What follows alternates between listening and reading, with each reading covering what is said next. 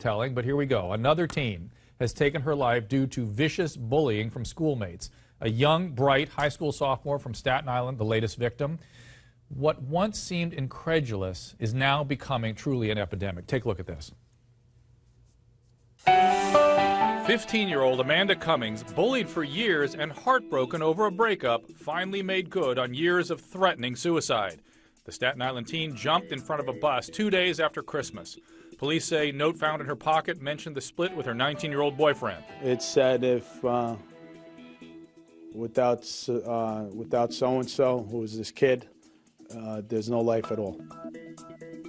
Or I don't want to live at all. Although the Christmas breakup had been difficult on Amanda, her family said years of relentless bullying pushed her to the breaking point. She was tormented by other kids. They bullied her, they took things from her. People would call her names, and there was like stuff on Facebook about her.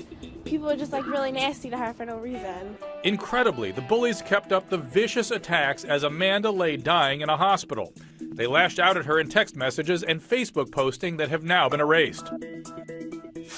All right, now this is a bullying story, but I want to point something out before we go on here, and that is, this is a great message for everybody to keep in mind that if you know somebody or you yourself has ever had ideation, meaning thinking about suicide or planning suicide or thoughts of self-harm, that is a medical emergency. That needs to be dealt with immediately. So if you know someone, you don't assume somebody's looking for attention, you don't assume anything, let the professionals sort that out. You want to avoid tragedies like this. Now, joining me to discuss it, attorney Lisa Bloom. She is the author of the best-selling book, Think. We also have Amanda's family here tonight as well. Amanda's uncle, Keith Cummings, and Amanda's cousin, Brendan Cummings. They are with us. And on the phone, Amanda's mother, Cecile Weber. First of all, I mean, there's nothing I can say to make this any better. We just our condolences to all of you, but thank you for being here. Cecile, let me just go to you first. You're on the phone there with us. How are you doing? I understand you came out tonight because you, above all else, don't want anyone else to go through this. Well, I'm still in shock. It's hard to believe this is happening. I can't wake up. I'm going to wake up out of this nightmare. But I do want to urge other parents to know what their children are doing on Facebook and on the computer and who they're talking to and what's being said to them. I also urge them to know who their children's friends are, where they live, their phone numbers, and what they're doing.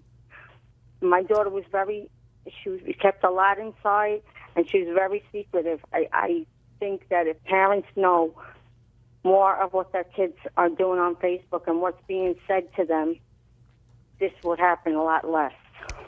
And you know, Cecile, all 15 to 17-year-old kids are secretive. I don't know any 15-year-old that's completely open and honest with their parent.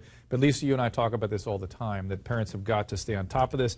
And the Internet, while it's a dangerous place, can be an instrument for a parent to really stay on top of what's going on in a kid's life. Even if the kid doesn't want you to know it, you can find it there. Well, what Cecile is saying is so important. And as parents, we all have to wake up to the fact that for our kids, their online world is more real to them than school and then their home. I mean, this is their reality. It's not virtual reality. What happens on Facebook is tremendously powerful to them, and words can kill, as we see in this case. So it's incumbent upon every parent to go online, to monitor what their kids are doing. Yes, look at their Facebook page. Look at their Facebook messages. You have the right to do that, and if they don't let you do that, then you take that computer away from them. Absolutely. You've got to have all the passwords. Yeah, and Cecile, and what I tell parents, Cecile, is that you can even go downstream into those kids that are commenting on your kid's page and see what their kids are saying about other kids, and really you can get information about what's going on. What I know Cecile. is if they're doing it to one person, they're doing it to others. Yeah. The bullies, they get fueled by all the attention when they're posting these nasty comments, and they need to be stopped. There has to be something to stop them. I agree with you, Cecile. I'm so sick. I'm so disgusted to have to do this again and talk about bullying, and so sad that, you know, a young, beautiful woman has paid the price for this. Now, Amanda was letting her friends know, apparently, how she felt on Facebook. We're going to sort of look at some of what she put up. On December 1st, she wrote, "I'll go kill myself." On December, I mean... Well, that's a glaring cry for Yeah, help. I mean, her friend should have gone, "Honey, we're going to take you to the doctor right now." On December 3rd, she wrote, "We're Saturday night. I can't believe this is happening. What did I do to deserve this?" Mad people are turning against me. I'm spending this Saturday night alone in my room crying. On December 6th, she wrote, when I say I'm okay, I want that one person to look me in the eye, hug me, and say, no, you're not. On December 27th, a few hours before she took her own life, she wrote, ND, I'll die tonight crying over you. Cecile, in these, she had a recent breakup with it. I do blame myself to an extent that I should have been aware of this.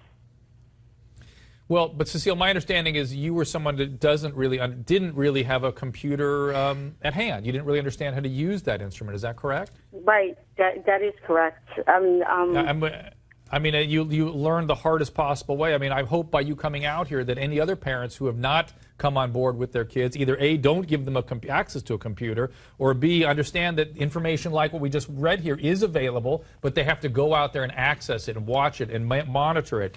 And Keith, you're Amanda's uncle. Thank you for putting this all together for this evening. Are there things that you'd like to say? And Brendan, you're with us as well. Anything that messages you'd like to give out to other people? Yeah, go ahead.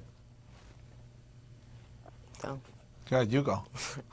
Well, no kid should be bullied. No one really deserves it. Other kids pick on other kids, not really to feel better about themselves, but I don't know why they do it. It's not Well, nice. I'll tell you what. I'll tell you, Brendan, every time I tell these kinds of stories, even up in the office and we're talking about it, somebody goes, oh, I was bullied. I know what that feels like. Everybody, I think 80% of kids today say that they are bullied. But I think we all know what that feels like. But imagine we don't, our generation doesn't know, is what it feels like to have access to that kind of vitriol 24/7. Yes, online. Every time you go online, you get, I mean, imagine that. It's just, it's so painful. It was so painful to even think back to your own adolescence and whatever bullying you and I did go through. But this is what I want to say to Cecile and to all the parents out there. You know, we're the first generation of parents that has to deal with this, and we don't have any precedent. We can't say, well, what did our parents do, you know, when we had a problem on Facebook? Because Facebook didn't exist when we were kids. So we're making this up as we go along. But this case is a glaring example of why we do all have to go online and look at what our kids are doing. And we have to talk to our kids. And our schools have to do anti-bullying work much more vigorously than they're doing, because kids are so sensitive at age 15, right? Oh, One breakup, a bunch of comments. You know, we might say, oh, it's just words, get over it. But kids are so sensitive, and this is what happens. Their past, present, and future is now. Go ahead, Cecile. Can I just say, if someone sees another a friend or a classmate or a neighbor's kids things on posted, stuff like they're gonna kill themselves or they want to hurt. If this is posted and you don't think your neighbor's aware of it, bring it to their attention. I mean, people have seen this like it's since December 1st. And yes, I mean, all right. You know, Cecile, these are, you're right, but these are. If what kills me, if somebody posted online, I'm having trouble breathing, everyone would go, oh my God, we got to call a doctor. Right. This is just as dangerous as because that. It's a mental health call for It's help. a medical emergency. Yeah. Brendan, do you think, I have two questions for you, Brendan. Do you think other kids are as aware as they should be of how serious it is when a kid starts threatening suicide, number one? And also, there's another part to this story too, is the people that are doing the bullying are not well. But first, Brendan, the question about the seriousness of threats of suicide. Do you think kids know about that? Well, yeah. Well, she told one of her friends that this was going to happen, but her friend told nobody. She didn't go to Cecile. She didn't go to anybody. She just kept it to herself. So basically all this could have been prevented if that one girl told her. Yeah, and I'd also say to kids, don't keep the secret of somebody who's in a medical emergency, right? So your friend will say, I promise you won't tell anyone, but you need to break that secret. You need to tell an adult, because ultimately that could save a life.